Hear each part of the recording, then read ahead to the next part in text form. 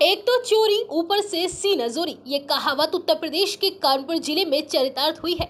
आपको बता दें कि यहाँ एक चोर ने कमाल ही कर दिया। वह एक घर में चोरी करने पहुंचा तो वहीं पर उसको नींद आ गई, जबकि उसके बाकी साथी सामान चुरा कर फरार हो गए और चोर आराम से इस कदर सोया कि उसे पता ही नहीं चला कि कब सुबह हो गई।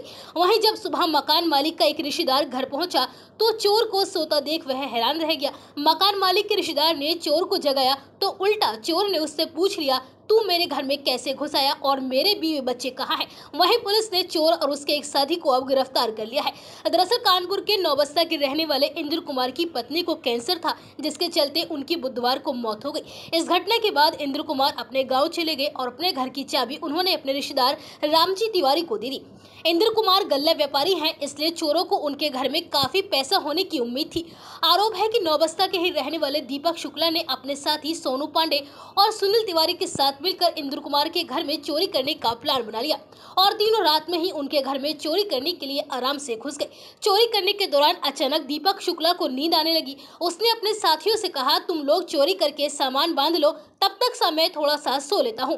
जब निकलने लगो तो मुझे जगा देना। लेकिन हो गया उल्टा। सोनू पांडे और सुनील तिवारी चोरी करके जल्दबाजी के चक्कर में दीपक शुक्ला को बगैर जगाए ही घर से भाग निकले। इधर दीपक शुक्ला बड़े आराम से अपने कपड़े उतार कर फर्श के पर चैन की नींद सोता रहा। वह इस कदर सोता रहा कि उसे पता ही नहीं चला कि कब सुबह हो गई। इधर सुबह घर के पेड़ों में पानी देने के लिए इंद्र कुमार के रिश्तेदार रामजी मकान का दरवाजा खोलकर अंदर आने लगे तो उन्हें पता चला कि दरवाजा अंदर से बंद है।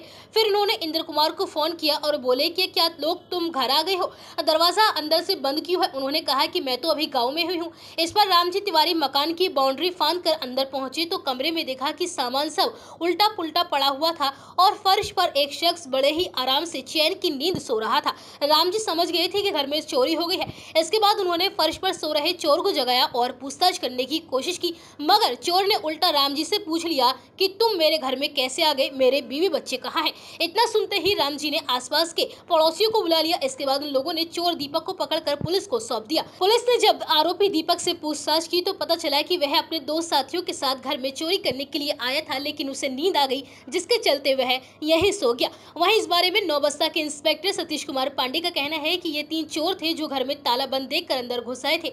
वहीं पर दीपक शुक्ला नाम का चोर फर्श पर सो गया था क्योंकि यह थोड़ा नशे में था। सुबह पड़ोसी ने इसको सोते हुए पकड़ लिया। फिलहाल पुलिस ने दोनों चोरों को गिरफ्तार कर लिया है, जबकि एक चोर की तलाश अभी की जा रही है।